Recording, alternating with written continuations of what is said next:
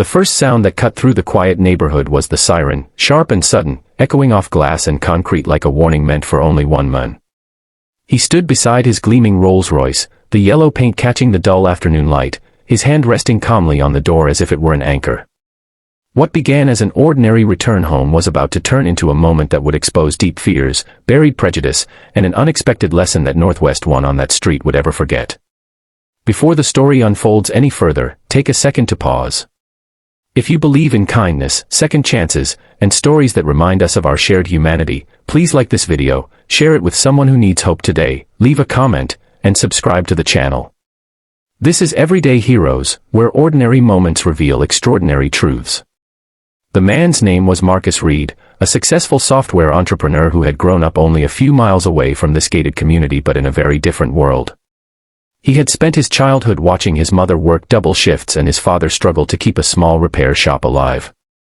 The Rolls-Royce was not a symbol of arrogance to him, it was proof of survival, of late nights coding, of risks taken when failure felt closer than success.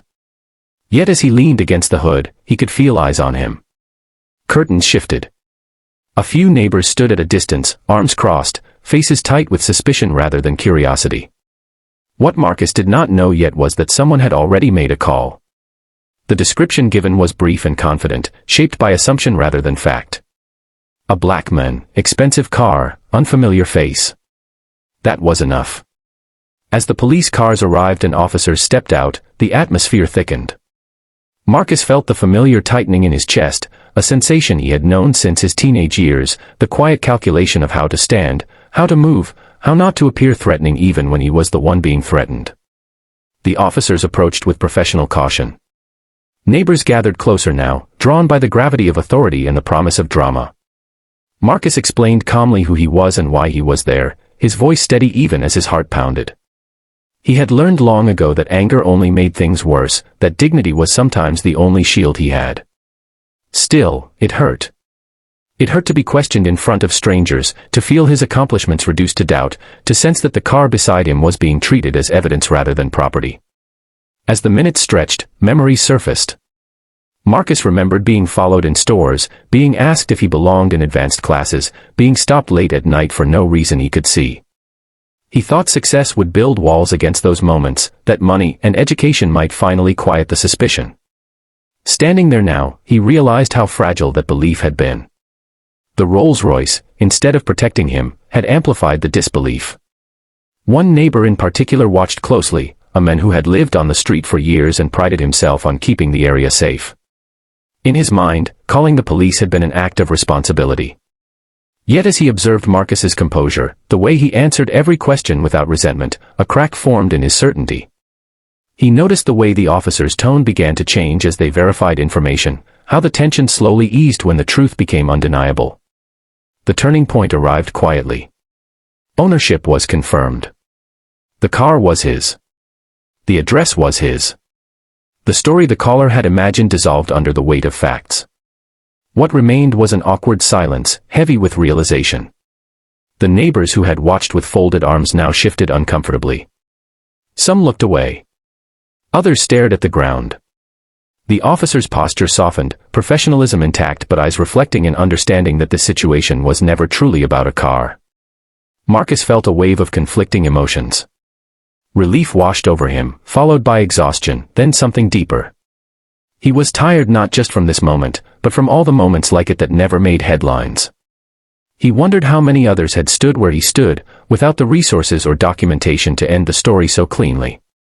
He wondered how many were still being judged before being known. As the police prepared to leave, the street returned to its quiet rhythm, but it was not the same quiet as before. Something had shifted. A few neighbors lingered, unsure of what to do with the discomfort settling in their chests. The man who had made the call felt it most intensely. He had expected gratitude, perhaps praise for vigilance. Instead, he felt small, confronted by the truth that fear had guided his actions more than facts ever had. Marcus did not celebrate. He did not gloat. He simply got into his car and sat there for a moment, hands resting on the steering wheel. He breathed deeply, grounding himself. Then he did something unexpected. He stepped back out, not with anger, but with a calm presence that demanded reflection. His silence spoke louder than any accusation could have. It invited those watching to sit with their own thoughts, to question the assumptions they had accepted without challenge. Over the next few days, the story traveled beyond the street. Some neighbors reached out quietly, offering apologies, awkward but sincere. Others said nothing, choosing distance over discomfort. Marcus accepted what felt genuine and let go of what did not. He understood that growth often begins with shame, and that not everyone is ready to face it at the same time. What stayed with him most was not the fear, but the possibility. The possibility that one moment, witnessed and remembered, could plant a seed. That next time, someone might hesitate before making that call. That next time, curiosity might replace suspicion. Marcus shared the experience not to shame, but to illuminate. He spoke about it at local events, in schools, in rooms filled with young people who looked at him with a mix of admiration and recognition. He told them success does not make you invisible, but integrity makes you unbreakable. As this story draws closer to its end, take a moment to reflect. If this experience stirred something inside you, if it reminded you of moments you've seen or lived through, please engage with this video.